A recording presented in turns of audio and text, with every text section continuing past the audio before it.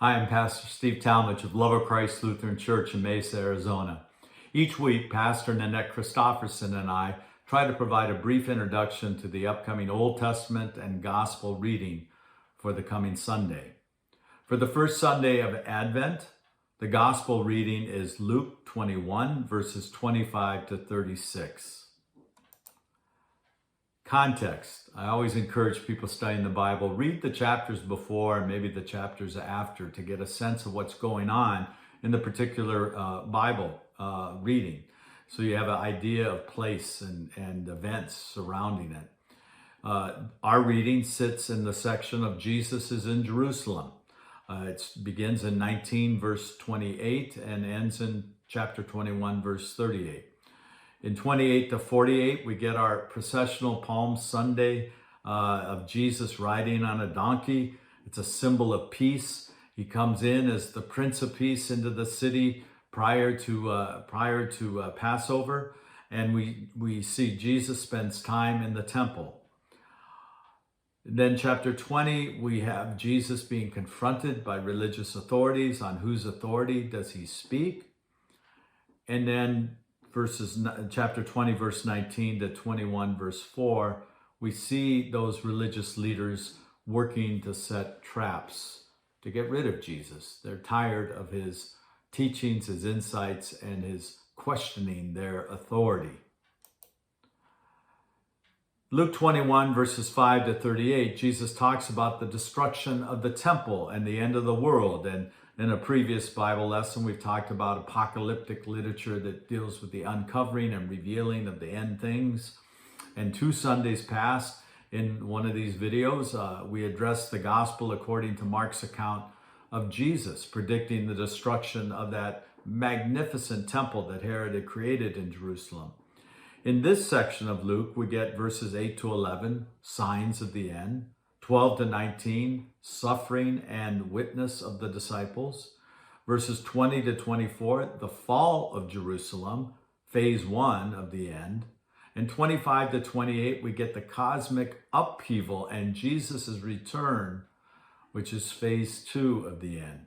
29 to 33 is the certainty of these events, and 34 to 36 is the need to be ready.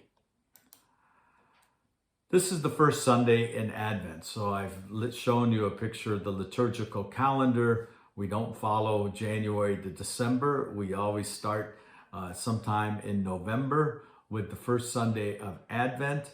The last Sunday of the year is Christ the King Sunday. So we have back-to-back lessons, and actually with the reading before Christ the King Sunday, dealing with the end of the world, end of the temple, apocalyptic kinds of things. So for those who participate in worship, they hear back-to-back readings about the end times and the second coming of Christ.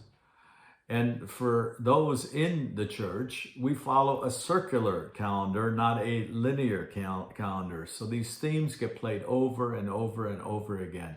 And it's kind of fitting that we end the year with Christ the King coming, and we start with the second coming of Jesus.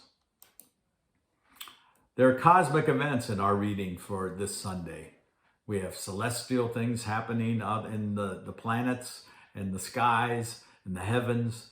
We have natural events that are taking place. We have physical realities of how people react and respond. And we have spiritual realities at work of whether it's drawing people back to God, repenting, turning away from the things that were not pleasing to God, or chasing after other gods. Verse 28. Now when these things begin to take place, stand up and raise your heads, because your redemption is drawing near. I have a picture of Holocaust POW, Jewish POWs. They weren't POWs, they were victims of the Nazi genocide in prison camps. And when the Allied troops came in, this is a picture of a response. They knew they were going to be liberated. They knew they were going to be redeemed. So think about this theme of redemption and just how it brings smiles and hope and encouragement, and what you knew before, the misery, the hardship, the struggle is over. The events prior are actually signs of hope rather than terror. They are signs of God bringing about God's final deliverance of God's people from the forces at work that oppress and enslave them. So as we approach, when Jesus and the scriptures talk about these end times, it's easy to be afraid. But I want you to flip that and see that as a positive, in the sense that God is at work to restore and redeem creation the way it was intended to be in the beginning. Might it be bumpy? Sure. Might it be a little awkward and maybe even a little terrifying? Probably. But it's also an opportunity to trust that God is at work to do what only God can do. Jesus then tells a very brief little story about the fig tree, about how you watch that fig tree bud out its leaves, and you know it's summertime. And so Jesus says, look at the natural world. There are all sorts of signs that describe what's going on. Pay attention. Pay attention.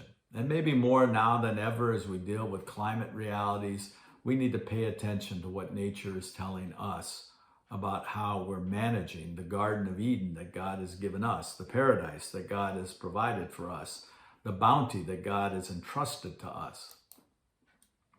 Then we have a problematic verse 32 in this lesson.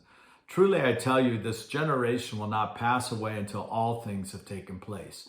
Well, here I am giving this video almost 2,000 years after Jesus spoke these words. So obviously a lot of people have come and gone. A lot of people have died. And Jesus' second coming obviously has not happened yet. So what do we do with this? This generation will not pass away until. Well, there's possible interpretations, two ways that you might look at this. Maybe there's more, I don't know. But Jesus may have been referencing the destruction of Jerusalem and the temple, which occurred in 70 CE by the Romans. So many of the original disciples could have lived through or known this. So that would have been fulfilled, that word.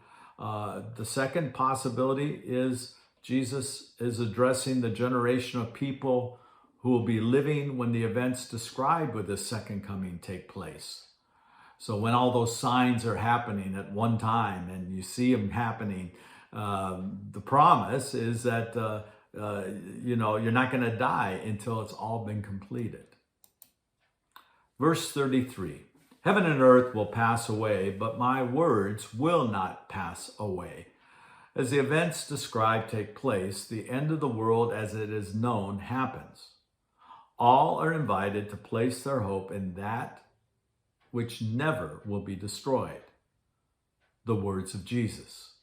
That's the invitation of all the gospel writers, is to pay attention, to listen, to learn, to remember the words of Jesus. And then we conclude verses 34 to 36 with these urgings or instructions. Be on guard. Be alert. Pray for strength. We're invited to trust, to believe, to have our confidence not in ourselves, but in our God. Our God who, in our Old Testament lesson, practices steadfast love and mercy. A God who is willing to forgive. A God who is willing to restore and redeem. So as the signs of the times may intimidate or scare us, we're invited to shift that fear and turn it toward trust and faith so that we can be on guard, we can be alert and pray for strength, that if the end comes tonight or tomorrow, Jesus will be there for us. If it comes 100 years from now, we might be dead, but Jesus will be there for those coming after us. God bless you during this season of Advent hope, of holding on, of waiting and watching and preparing our hearts for the coming of Jesus.